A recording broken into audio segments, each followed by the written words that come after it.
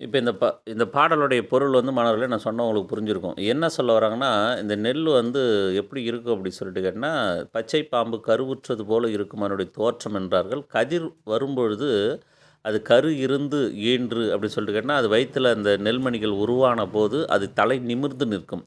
அந்த தலை நிமிர்ந்து நிற்பதற்கு இங்க திருத்தக்க தேவர் வந்து எதை உவமையாக சொல்கிறார் என்று சொன்னால், பண்பற்றவங்கற்று சேர்கின்ற செல்வம் போல அந்த கதிரானது தலை நிமிர்ந்து நிற்கிறது, செருக்கோடு பண்பில்லாமல் நிற்கிறது என்பது போல அதை கூறுகிறார்.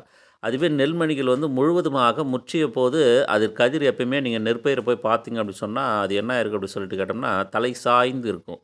அது எதனோடு அவர் ஒப்பிட்டு சொல்கிறார் அப்படின்னு சொன்னால் தேர்ந்த நூல். அது என்ன தேர்ந்த நூல் என்று சொன்னால் கல்வியில் இருக்கக்கூடிய தெளிவு பெற்ற நல்ல நூல்களை சான்றோர்கள், அந்த சான்றோர் பெருமக்கள் என்பவர்கள் தேடி கண்டுபிடித்து படித்து அறிவு பெற்றவர்கள் எப்படி இருப்பார்கள் என்று சொன்னார். அதான் சொல்கிறாங்க, தேர்ந்த நூல் கல்வி சேர் மாந்தர்.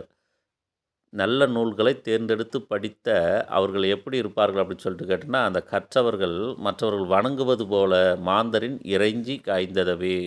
அது எப்படி இருந்துச்சு அப்படின்னு சொல்லிட்டு கேட்டால், முடிவில் அந்த கதிர் முற்றியவுடன் கற்றவர்கள் வணங்குதல் போல வளைந்து காய்ந்தன. எல்லோரும் வணங்குவது போல அது இருக்கும் அப்படின்னு சொல்லிட்டு அந்த பாடலை சொல்கிறாரு. இதில் நம்ம இலக்கணம் எப்படிங்க ஐயா வருது அப்படின்னு சொல்லிட்டு கேட்டோன்னா, முதலாவது அந்த சொல் என்பது நெல், அது என்னும் எழுவாய்.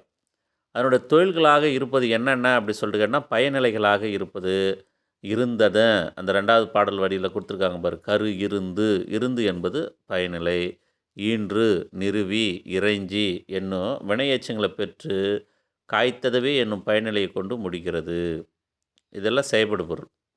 எழுவாய் செயல்படு பொருள் அந்த பயனிலை. இந்த மாதிரி அந்த என்ன ஆகுது அப்படி சொல்லிட்டு கேட்டால் நமக்கு தேவையாக ஒரு சொற்றொடருக்கு அமைய வேண்டிய எழுவாய் பயனிலை செயல்படு பொருள் என்பது போல இது அமைந்திருப்பதால் இது ஆற்று நீர் பொருள்கோள்.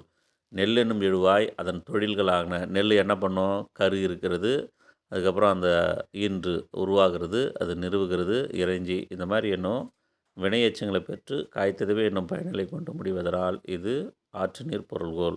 ஆற்று நீர் பொருள்கோள்னால் முதல்ல என்ன புரிஞ்சுக்கோங்க, ஆற்று நீர் வந்து ஒரு இடத்துல உருவாகி திரும்ப அதே இடத்துக்கு வருவது கிடையாது. தொடர்ச்சியாக எங்கும் தடைபடாமல் செல்வது போல செல்வது. அதே போல் பாடலில் சொல்லக்கூடிய கருத்துக்களை வரிசைப்படுத்தி தொடர்ச்சியாக கொடுப்பது ஆற்று நீர் பொருள்கோள். அதற்குண்டான எடுத்துக்காட்டும் இங்கே கொடுத்துருக்குறாங்க, படிச்சுக்கோங்க.